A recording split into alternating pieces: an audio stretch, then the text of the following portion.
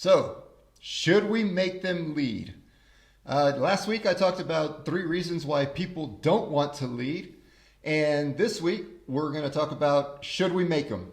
And it's important to keep in mind that you don't have a broad answer for individuals. That's always an important caveat. So if you're forcing someone to lead that isn't ready, especially in the event of a failure, that's gonna destroy their confidence for the future, and this is gonna reinforce their beliefs that they weren't ready to lead in the first place. So if you're placing them in that position where they feel like you place them in a position to fail as a leader, they're definitely going to hold that. They're going to hold on to that, and that confidence is going to be shot, and it's going to take a bit to get back the confidence that they need to get to where they want in terms of leading. So, are you addressing their concerns about leading? Now, this is a bit of an obvious question, but a lot of people don't really address the question of what leadership entails. I've seen there's as many answers as there are people in terms of what is a good leader. And, they're going to get it from, we see it across different leaders, and we pick out this or we pick out that, and we say, oh, I want that quality, I want that quality. And you're kind of just picking stuff off a shelf or say, like, I don't want that quality. And that's how a lot of people pick up on their leadership styles.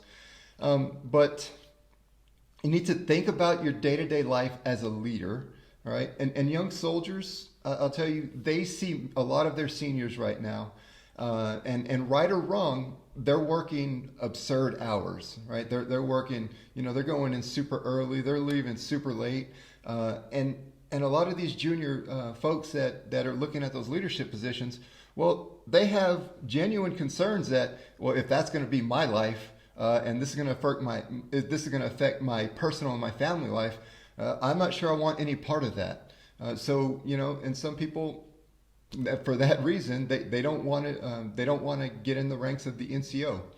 And so, are you doing anything to address that, or are you starting to set the example? And that's the important thing. You have to set the example, and so you have to show those junior leaders or the up and coming folks that you have that you think have potential to lead.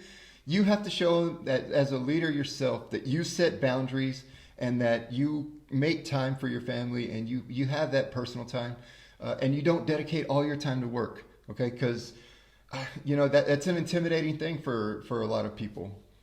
The second thing is, do you take time to teach, coach, and mentor when other leaders are unable to complete a task, or do you dig into them, right? So, a lot of, and this is just my experience in the Army, if you fail at a task, there's always somebody there waiting to just, call you out and say like, oh, you failed and you didn't do this and you didn't do that. And it's kind of, it sucks, right? So if juniors see that and they see what you're doing to those to their NCOs or to their leaders, why would they want any part of that? Like I personally, I would not want any part of that. Okay, so I think that's a legitimate concern for folks. And, so that's another thing that you have to examine yourself. You have to examine what you're doing with your junior leaders. And are you coaching them? Are you mentoring? Are you letting them, make mistakes? And are you crushing them for it? Or are you helping them build it? Okay, so there is a time and a place to crush somebody for some, failures. I would say for the most part in garrison environments, I don't really think there's that much of a need to crush people for something when you have an opportunity to coach and mentor them, and that might encourage them to take a leadership role. And the third thing is, do you have a leader development plan? All right, if your junior leaders aren't being mentored, why would a junior soldier? Why would you expect that person to think that they're going to get mentorship as a leader? If you're not mentoring what you already have, soldiers see right through that. People see through that. You're not gonna. It's not like you're gonna change overnight. And if you do, great. Good on you because you found out the error of your ways. But you have to prove that to your soldiers. You have to be consistent, and it's going to take time to build that. One of the things that we've talked about in the past is that culture change takes a while, and especially within an organization, somebody, even the junior leaders and even the senior leaders. Whenever I went into my position as first sergeant, it took me a while to get to the point where I was starting to build that trust within the NCOs. And that was a really important thing, but it takes months, and it takes being consistent, and it takes practicing what you preach. And sometimes you fail at that. And then the other part of that is owning up to your failures, letting them know like, hey, I messed this up. And then you continue to build that trust in those relationships. All right. So what can you do to help these folks lead? So number one, don't explicitly say that you're going to make them a leader now, but give them tasks that they can complete over time, and just give them a task and a team, and let's see how it works, right? And did they lead the team? Afterwards you do your AARs and you say, hey, did they lead the team, or did they do all the work with minimum input? And this will give you an indication of where their mind is in terms of leading, right?